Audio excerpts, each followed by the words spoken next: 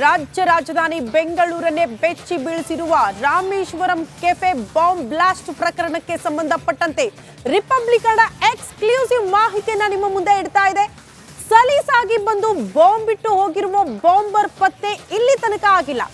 ಎಲ್ಲಿದ್ದಾನೆ ಬಾಂಬರ್? ಆತನ ಸುಳಿವು ಇನ್ನೂ ಕೂಡ ಅಧಿಕಾರಿಗಳಿಗೆ ಸಿಕ್ಕಿಲ್ಲ. 70ಕ್ಕೂ ಹೆಚ್ಚು ಸಿಸಿ ಕ್ಯಾಮೆರಾಗಳ ಪರಿಶೀಲನೆ ಕೂಡ ಮಾಡಿದ್ದಾರೆ ಅಧಿಕಾರಿಗಳು. ಬಟ್ ಇನ್ನೂ ತನಕ ಬಾಂಬರ್ ಪತ್ತೆ ಯಾಕಿಲ್ಲ ಅನ್ನೋದು ಪ್ರಶ್ನೆ ಆಗ್ತಾ ಇದೆ. ಬ್ಲಾಸ್ಟ್ ಆಗಿ 5 ದಿನಗಳಾದ್ರೂ ಶಂಕಿತನ ಸುಳಿವೇ ಇಲ್ಲ. ಬಂದಿದ್ದು ಬಸ್ನಲ್ಲಿ, ವಾಪಸ್ ಹೋಗಿದ್ದು ಹೇಗೆ ಅನ್ನೋದು ಪ್ರಶ್ನೆ ಆಗ್ತಾ ಇದೆ. ಸಾರಿಗೆ ಬಸ್ನಲ್ಲಿ ಹೋದ್ನಾ, ನಡೆದುಕೊಂಡೇ ತೆರಳಿದ್ನ? ಸ್ಫೋಟದ ಬಳಿಕ ಕೆಫೆ ಬಾಂಬರ್ ಎಸ್ಕೇಪ್ ಆಗಿದ್ದು ಹೇಗೆ? ಈ ಪ್ರಶ್ನೆ ಇದೆ. ರಿಪಬ್ಲಿಕನದಲ್ಲಿ ಈ ಬಾಂಬ್ ಬ್ಲಾಸ್ಟ್ ನ ಎಕ್ಸ್ಕ್ಲೂಸಿವ್ ಮಾಹಿತಿನ ನಿಮ್ಮ ಮುಂದೆ ಇಡ್ತಾ ಇದ್ದೀವಿ. ನಿನ್ನೆ ಎಲ್ಲ ನಾವು ಗಮನಿಸಿದ್ವಿ ಸಿಸಿ ಕ್ಯಾಮೆರಾ ದೃಶ್ಯಗಳು. ಆತ ಬಸ್ನಲ್ಲಿ ಓಡಾಡಿರೋದು, ಬಸ್ ಇಳಿಯೋದು, ಬಸ್ ಸ್ಟ್ಯಾಂಡ್ ಅಲ್ಲಿ ಓಡಾಡಿರೋದು, ರಾಮೇಶ್ವರಂ ಕೆಫೆಯ ಒಳಗಡೆ ಎಂಟ್ರಿ ಕೊಡೋದು, ನಂತರ ಬಾಂಬ್ ಬಿಟ್ಟು ಆತ ಎಕ್ಸಿಟ್ ಆಗಿರುವ ಎಲ್ಲಾ ದೃಶ್ಯಗಳು ಕೂಡ ಸಿಸಿ ಕ್ಯಾಮೆರಾದಲ್ಲಿ ಸೆರೆಯಾಗಿದೆ.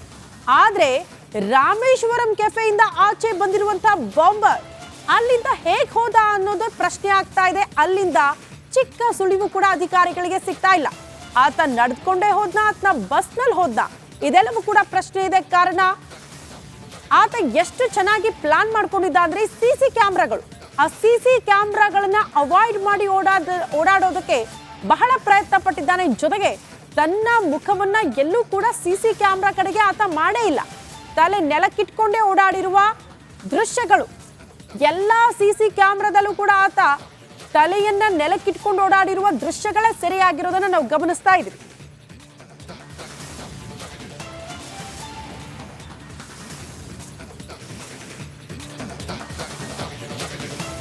ಕೆಫೆಗೆ ಬಾಂಬ್ ಬಿಟ್ಟ ಕಿರಾತಕ ನಾಪತ್ತೆಯಾಗಿದ್ದು ಹೇಗೆ?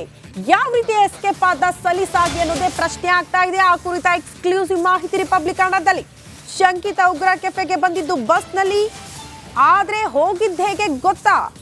ರಿಪಬ್ಲಿಕನದಲ್ಲಿ ಮತ್ತೊಂದು ಎಕ್ಸ್ಕ್ಲೂಸಿವ್ ಮಾಹಿತಿ ಕುರಿತಂತೆ.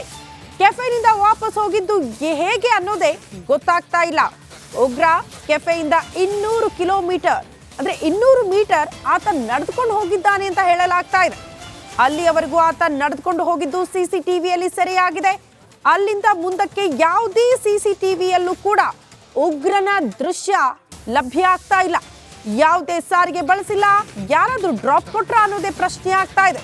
ಮಾರತಹಳ್ಳಿ ಕಡೆಗಿನ ಅಷ್ಟು ಸಿಸಿ ಕ್ಯಾಮೆರಾಗಳನ್ನ ಹುಡುಕಾಟ ಮಾಡಿದ್ದಾರೆ ಪೊಲೀಸರು. ಆದ್ರೆ ಯಾವ ಸಿಸಿ ಕ್ಯಾಮೆರಾದಲ್ಲೂ ಕೂಡ ಶಂಕಿತನ ಚಲನವಲನ ಸೆರೆಯಾಗಿಲ್ಲ ಅನ್ನೋದ್ರ ಡೀಟೇಲ್ ಸಿಗ್ತಾ ಇದೆ.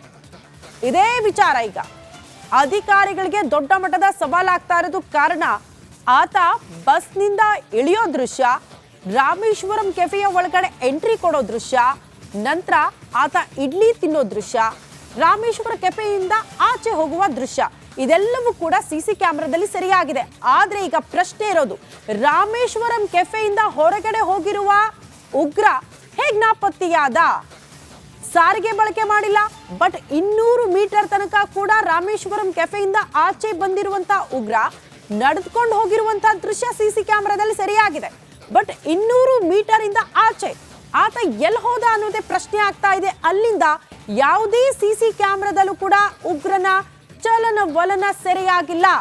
ಹಾಗಾಗಿ ಆತ ಸಾರಿಗೆ ಬಳಸಿದ್ನ, ಯಾರಾದ್ರೂ ಬಂದು ಆತನಿಗೆ ಡ್ರಾಪ್ ಕೊಟ್ರ, ಇನ್ಯಾವುದೋ ಮಾರ್ಗ ಬಳಕೆ ಮಾಡಿಕೊಂಡು ಆತ ನಾಪತ್ತೆಯಾದ್ನ?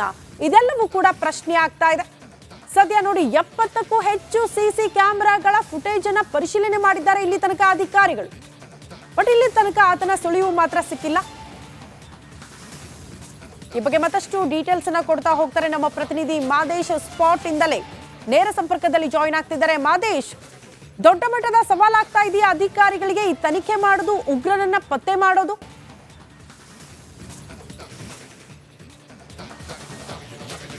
ಖಂಡಿತವಾಗ್ಲೂ ಶ್ರುತಿ, 5 ದಿನ ಆಯ್ತು ಇವತ್ತಿಗೆ ಘಟನೆ ನಡೆದು. ಆದರೂ ಕೂಡ ಆರೋಪಿ ಬಗ್ಗೆ ಕ್ಲಿಯರ್ ಪಿಕ್ಚರ್ ಪೊಲೀಸರಿಗೆ ಸಿಗ್ತಿಲ್ಲ. ಯಾಕಂದ್ರೆ ಆತ ಅಷ್ಟೊಂದು ನೀಟಾಗಿ ಪ್ಲಾನೆಡ್ ಆಗಿ ಒಂದು ಕೃತ್ಯನ ಎಸಗಿದ್ದಾನೆ ಅಂತೇಳಿ ಗೊತ್ತಾಗುತ್ತೆ. ಅದರಲ್ಲೂ ಕೂಡ ಎಷ್ಟೇ CCTVಗಳನ್ನು ಅಬ್ಸರ್ವ್ ಮಾಡಿದಂಥ ಸಂದರ್ಭದಲ್ಲಿ, ಅಂದರೆ ರಾಮೇಶ್ವರಂ ಕೆಫೆ ಮತ್ತು ಕೆಫೆ ಬಳಿ ಇರುವಂಥ ಒಂದು ಬಸ್ ನಿಲ್ದಾಣ ಬಳಿ ಆಗಿದ್ದಂತಹ ಫುಟೇಜ್ನಲ್ಲಿ ರೆಕಾರ್ಡ್ ಆಗಿದ್ದು ಬಿಟ್ಟರೆ ಆತ ಬೇರೆ ಹೊರಗಡೆ ಎಲ್ಲಿ ಎಕ್ಸಿಟ್ ಆಗಿದ್ದಾನೆ ಅನ್ನೋವಂಥದ್ದು ಎಲ್ಲೂ ಕೂಡ ಗೊತ್ತಾಗ್ತಿಲ್ಲ. ಆ ಒಂದು ಮಟ್ಟಿಗೆ ಆತ ಎಲ್ಲೆಲ್ಲಿ CCTV ಇದೆ, ಎಲ್ಲೆಲ್ಲಿ ಕವರ್ ಆಗ್ತೀನಿ ಇಲ್ಲ ಅನ್ನೋದಕ್ಕೆ ಸಂಬಂಧಪಟ್ಟಂತೆ ಎಲ್ಲವನ್ನು ಕೂಡ ಮುಂಚೆಯೇ ರಿಕ್ಕೆ ಮಾಡಿಕೊಂಡು ಈ ಒಂದು ಪ್ಲಾನನ್ನು ಎಸಗಿದ್ದ ಅನ್ನೋದು ಈಗಾಗಲೇ ಗೊತ್ತಾಗಿದೆ. ಅದರಲ್ಲೂ ಕೂಡ ಈತ ಆ ಒಂದು ರಾಮೇಶ್ವರಂ ಕೆಫೆಯಲ್ಲಿ ಬಾಂಬ್ ಬಿಟ್ಟು ಎಸ್ಕೇಪ್ ಆಗ್ತಾನಲ್ಲ 11:34 ಮತ್ತು 11:43 ಈ ಒಂದು 9 ನಿಮಿಷಗಳ ಕಾಲ ಆ ಒಂದು ಕೆಫೆಯಲ್ಲಿ ಬಂದು ಆತ ಬಾಂಬ್ ಬಿಟ್ಟು ಎಸ್ಕೇಪ್ ಆದ ನಂತರ ಅಲ್ಲಿಂದ ಹೋದಂಥ ನಂತರ ಸುಮಾರು 200 ಮೀಟರ್ ಆತ ನಡ್ಕೊಂಡು ಹೋಗ್ತಾನೆ. ಆ ಒಂದು 200 ಮೀಟರ್ವರೆಗೂ ಕೂಡ CCTVಲಿ ರೆಕಾರ್ಡ್ ಆಗಿದೆ. ಆದರೆ ಅಲ್ಲಿಂದ ಆತ ಎಲ್ಲಿಗೋದು ಅನ್ನೋದು ಅಲ್ಲಿನ ಸುತ್ತಮುತ್ತಲಿನ CCTVಗಳಲ್ಲಿ ಪರಿಶೀಲನೆ ಮಾಡಿದಂಥ ಸಂದರ್ಭದಲ್ಲಿ ಎಲ್ಲೂ ಕೂಡ ಆತನ ಚಹರೆ ಪತ್ತೆ ಆಗ್ತಿಲ್ಲ. ಹೀಗಾಗಿ ಆತ ಎಕ್ಸಿಟ್ ಆಗಿರೋದು ಎಲ್ಲಿಂದ ಅನ್ನೋದು ಕೂಡ ಗೊತ್ತಾಗಿಲ್ಲ. ಜೊತೆಗೆ ಆತ ಎಂಟ್ರಿ ಆಗಿರೋದ್ರಿಂದ ಹಿಡಿದು ಎಕ್ಸಿಟ್ ವರೆಗೂ ಕೂಡ ಪ್ರತಿಯೊಂದು ಇಂಚು ದೃಶ್ಯವನ್ನು ಕೂಡ ಪೊಲೀಸರು ಪರಿಶೀಲನೆ ಮಾಡುವಂಥ ಕೆಲಸವನ್ನು ಮಾಡ್ತಿದ್ದಾರೆ. ಯಾವಾಗ ಆ ಒಂದು ರಾಮೇಶ್ವರಂ ಕೆಫೆಯಿಂದ 200 ಮೀಟರ್ ದೂರ ಆತ ನಡೆದುಕೊಂಡು ಹೋಗಿರ್ತಾನೋ ಅಲ್ಲಿ ಯಾವಾಗ CCTVಗಳು ಇರೋದಿಲ್ಲ ಅಂತ ಗೊತ್ತಾಗುತ್ತೋ ಅಲ್ಲಿಂದ ಆತ ಕಾಣೆಯಾಗಿದ್ದಾನೆ. ಯಾವ ಕಡೆ ಹೋಗಿದ್ದಾನೆ ಅನ್ನೋದು ಕೂಡ ಗೊತ್ತಾಗಿಲ್ಲ.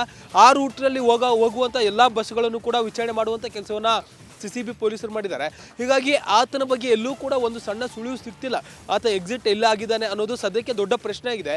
ಜೊತೆಗೆ ಆತ ಯಾವ ಟ್ರಾನ್ಸ್ಪೋರ್ಟನ್ನು ಯೂಸ್ ಮಾಡಿರ್ಬೋದು ಇಲ್ಲಿವರೆಗೂ ಕೂಡ ಆ ಪೊಲೀಸರು CCTV ಪರಿಶೀಲನೆ ಮಾಡಿದಾಗ ಬಸ್ನಲ್ಲಿ ಆತ ಓಡಾಡಿದ್ದಾನೆ ಅಂತೇಳಿ ಗೊತ್ತಾಗಿತ್ತು. ಆದರೆ 200 ಮೀಟರ್ ಆದಮೇಲೆ ಅಂದರೆ ಈತ ಯಾವಾಗ ಬಾಂಬ್ ಬಿಟ್ಟು ಎಸ್ಕೇಪ್ ಆಗುವಂಥ ಸಂದರ್ಭದಲ್ಲಿ ನಂತರ ಈತ ಸಾರ್ವಜನಿಕ ಟ್ರಾನ್ಸ್ಪೋರ್ಟನ್ನು ಯೂಸ್ ಮಾಡಿಲ್ಲ ಅನ್ನೋದು ಈಗಾಗಲೇ ಪೊಲೀಸರಿಗೆ ತನಿಖೆ ವೇಳೆ ಗೊತ್ತಾಗಿದೆ. ಆ ಒಂದು ರೂಟ್ನಲ್ಲಿ ಓಡಾಡುವಂಥ ಎಲ್ಲ ಬಸ್ಗಳನ್ನು ಕೂಡ ವಿಚಾರಣೆ ಮಾಡುವಂಥ ಕೆಲಸವನ್ನು ಮಾಡಲಾಗಿದೆ. ಜೊತೆಗೆ ಬಸ್ನಲ್ಲಿ ಇರುವಂಥ ಒಂದಷ್ಟು CCTV ಫುಟೇಜ್ಗಳನ್ನು ಕೂಡ ಪರಿಶೀಲನೆ ಮಾಡುವಂಥ ಕೆಲಸವನ್ನು CCB ಪೊಲೀಸರು ಮಾಡಿದ್ದಾರೆ. ಹೀಗಾಗಿ ಖಾಸಗಿ ವ್ಯಕ್ತಿಗಳ ಮೂಲಕ ಅಂದರೆ ರಸ್ತೆಯಲ್ಲಿ ಬರುವಂಥ ಒಂದಷ್ಟು ವಾಹನಗಳ ಮೂಲಕ ಆತ ಡ್ರಾಪ್ ಪಡೆದುಕೊಂಡು ರಾಜ್ಯದಿಂದ ಹೊರಗಡೆ ಹೋಗಿದ್ದಾನ ಅನ್ನೋಂಥ ಒಂದು ಅನುಮಾನ ಕೂಡ ಇದೆ. ಯಾಕಂದರೆ ದಿನದಲ್ಲಿ ಸಾಕಷ್ಟು ಲಕ್ಷಾಂತರ ವಾಹನಗಳು ಓಡಾಡುತ್ತೆ. ಎಲ್ಲ ವಾಹನಗಳು ಕೂಡ ಪರಿಶೀಲನೆ ಮಾಡೋದು ಕೂಡ ಸಾಕಷ್ಟು ಕಷ್ಟ ಸಾಧ್ಯ. ಇದೊಂದು ಕಡೆ ಎಲ್ಲೊಂದು ಕಡೆ ಅಧಿಕಾರಿಗಳಿಗೆ ದೊಡ್ಡ ಚಾಲೆಂಜ್ ಅಂತಲೇ ಹೇಳ್ಬೋದು. ಯಾಕಂದರೆ ಈ ಆರೋಪಿ ಪ್ರತಿಯೊಂದು ಹಂತದಲ್ಲೂ ಕೂಡ ತನ್ನ ಚಹರೆಯನ್ನು ಕಂಪ್ಲೀಟಾಗಿ ಗೊತ್ತಾಗದಂತೆ ಎಲ್ಲವನ್ನು ಕೂಡ ಪ್ಲಾನ್ ಆಗಿ ಎಸ್ಕೇಪ್ ಆಗಿದ್ದಾರೆ. ಸದ್ಯಕ್ಕೆ ಆರೋಪಿಯ ಹುಡುಕಾಟ ನಡೆದಿದೆ. ಒಟ್ಟು 2 ಟೀಮ್ಗಳು ಈ ಒಂದು ಅಂದ್ರೆ 2 ತನಿಖಾ ಸಂಸ್ಥೆಗಳು ಆರೋಪಿಯ ಪತ್ತೆಗೆ ಮುಂದಾಗಿವೆ. ಶ್ರುತಿ, ಧನ್ಯವಾದಗಳು ತಮ್ಮೆಲ್ಲ ಮಾಹಿತಿಗೆ.